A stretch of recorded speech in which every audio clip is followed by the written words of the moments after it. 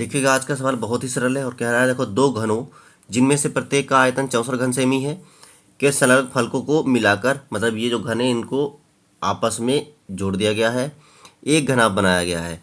यानी कि मान लो एक घन ये रखा हुआ है और इसकी एक फलक को जोड़ के एक घन और ये दोनों घन आपस में जुड़ दिए गए। ठीक है, अब ये घन जब जोड़ गया है तो ये दोनों बन गए हैं एक घनाभ। ठीक है, अब इससे प्राप्त घनाभ का पृष्ठीय क्षेत्रफल ज्ञात करवा रहा है। तो सबसे पहले दिया है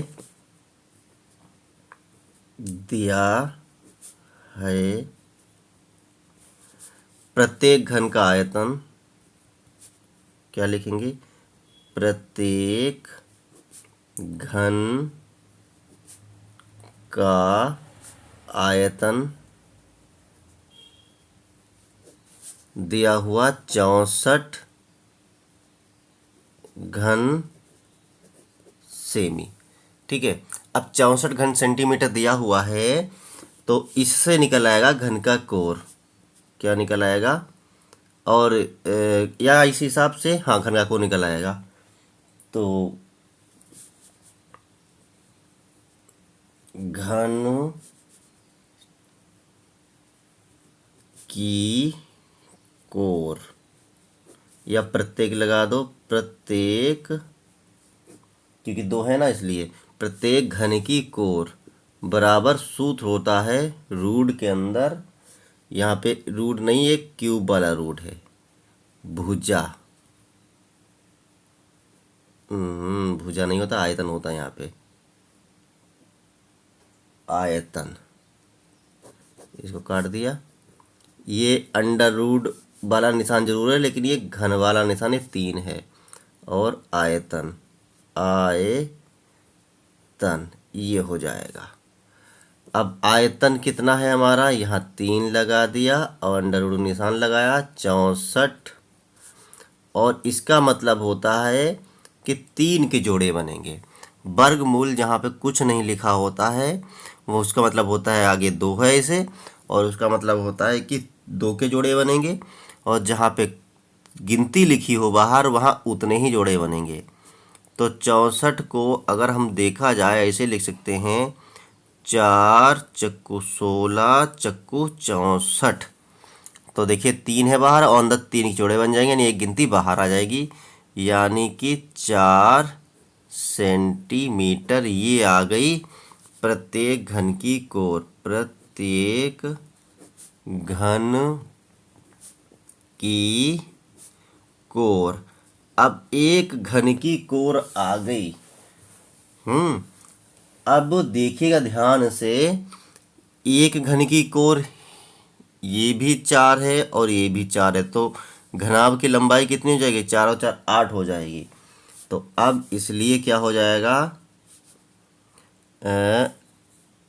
मिलकर घनाभ बनाया जाता ना, तो बने घनाभ की लंबाई, तो मैं बता दिया मैंने अभी आपको, क्या हो जाएगी, वो दुगनी हो जाएगी, यानी कि 2 गुणे 4 बराबर 8 सेंटीमीटर। अब घनाभ की लंबाई हो गई, चौड़ाई कितनी है, चौड़ाई तो इतनी ही रहेगी जितनी है, कि बने घनाभ की चौड़ाई, चौड़ाई तो घन की जितनी है उतनी ही रहेगी 4 सेंटीमीटर, और ऊंचाई, ऊंचाई भी उतनी रहेगी, सिर्फ लंबाई बढ़ी है क्योंकि उसमें 2 जुड़ गए हैं, बाकी लंबाई चौड़ाई ऊंचाई वही रहेगी। बने घनाभ की ऊंचाई बराबर 4 सेंटीमीटर।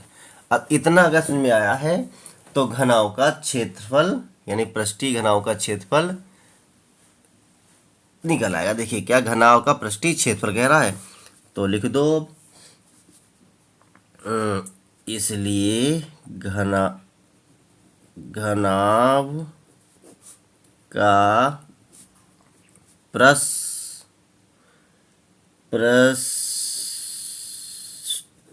पृष्ठीय क्षेत्रफल। अब देखिए मैं बता दूं, लंबाई को L लिखते हैं, चौड़ाई को B लिखते हैं, ऊंचाई को H लिखते हैं। ये तो आपको पता ही है। तो इस सूत्र को ऐसे मान लो, दो गुणे इन दोनों की आपस में गुणा होगी। पहले इसकी होगी, फिर इसकी होगी, और फिर इसकी होगी।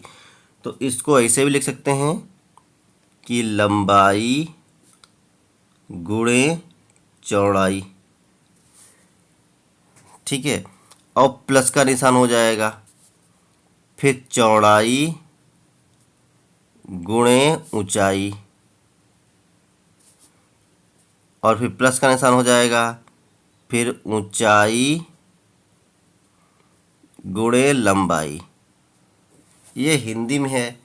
और अंग्रेजी में अगर आपको लिखना है तो इस हिसाब से सूत्र होता है, 2 बाहर हो गया, LB plus BH plus H और L।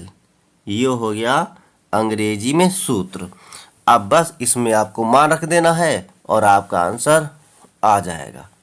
अब देखिएगा हिंदी भाषा में समझिएगा। 2 लंबाई, ये वाली समझो ना, लंबाई कितनी है? लंबाई है हमारी 8। तो 8 गुणे चौड़ाई कितनी है हमारी? 4। यहाँ भी तो B है, चौड़ाई होती है, हमने लिखा दिया तो चौड़ाई आएगी B। तो 4 प्लस, अब B हमारी है 4, यहाँ पे देखिएगा चौड़ाई हमारी है 4, ऊंचाई भी हमारी है 4, प्लस ऊंचाई हमारी है 4 और लंबाई हमारी है 8। ये रहा, कोष्टक बंद। अब इसको हल करना है, वो तो आपको पता ही है, हल करेंगे। तो देखिएगा यहाँ तक ये हल होगा कि प्लस का निशान लगा है। जब प्लस का निशान या माइनस निशान बीच में आया है तो वो संख्या वहाँ से अलग हो जाती, समझो। तो 8 चक्कू 32, प्लस का निशान 4 चक्कू 16, प्लस का निशान 8 चक्कू 32। और अब इन सबको जोड़ लेना है। तो जोड़ लेना है। अब देखिएगा कि 2 और 2 4 और 6 10 का 0, हासिल 1 3, और हासिल वाला 1 4 5 और 3 8, यानी कि अंदर आ गया 80। और 80 और 2 से गुणा होगी क्योंकि 2 बाहर है, कोष्टक अंदर है। 80 दूनी 160।